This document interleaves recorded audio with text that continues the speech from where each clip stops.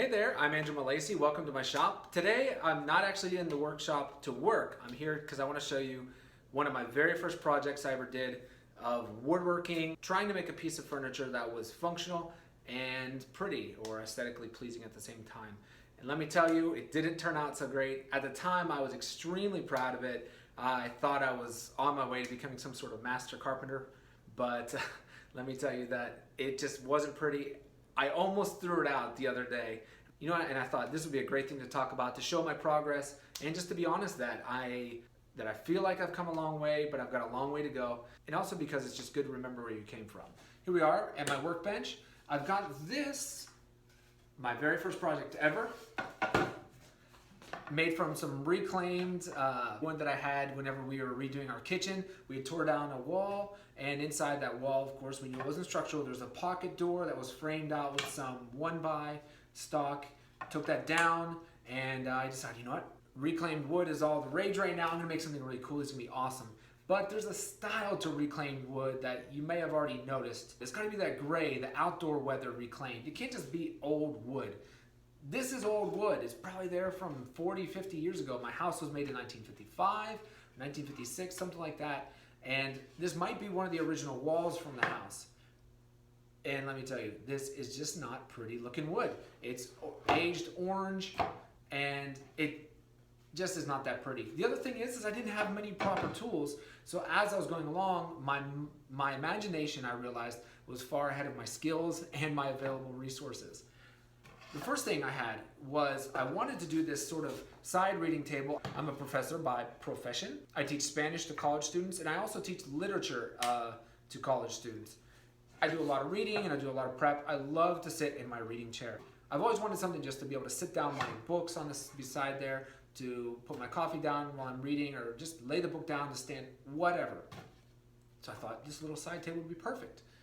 I had this idea in mind, kind of, you know, like a little semi-cabriolet, I guess, or just some fancy little stuff going on here. And I thought, you know what, glue I heard is pretty strong. I'm going to do that. So I had some wood glue from a renovation.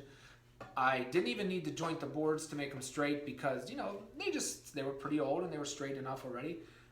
I just pressed them together with a clamp or two and then started to try to cut out the circle, and it did not work. I quickly realized I needed something that could cut curves. That was a jigsaw. So I went and got a jigsaw, and it gave me the shape more or less. But then I was stuck with a ton of sanding and an uninteresting piece. Let me show you what happened. Right off the bat here, you can probably see some of the tear out that happened. I tried to use the sawdust and glue trick. Didn't work. Too much tear out. I'm very satisfied with the joint. It kind of looks cool, like the way all the joints came together and they're a little uneven. I wasn't trying to smooth out the unevenness. I wanted it to look rustic. This doesn't look rustic though. It just looks poorly made, right?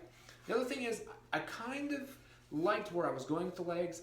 At this point though, this is not my style. I love shaker style.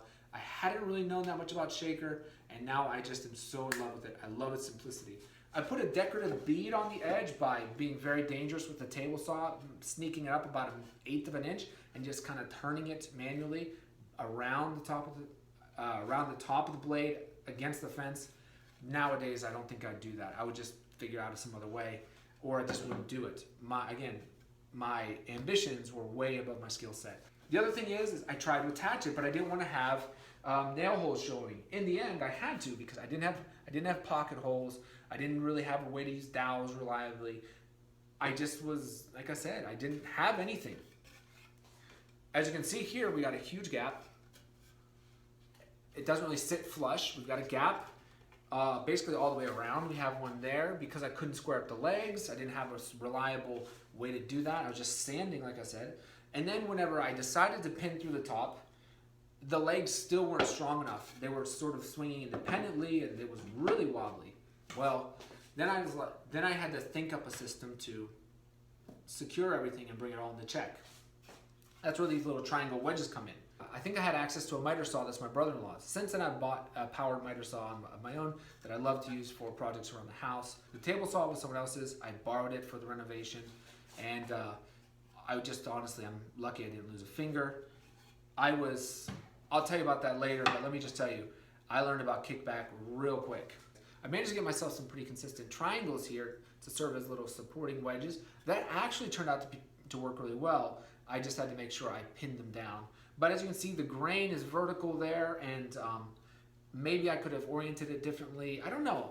It hasn't caused me any problems, but I just don't think the grain direction there was a good idea, because it caused the grain to be very short and not have much support. If I'd have run the grain horizontally, I would have had long stretches of grain running parallel to each other, whereas here I have short stretches of grain.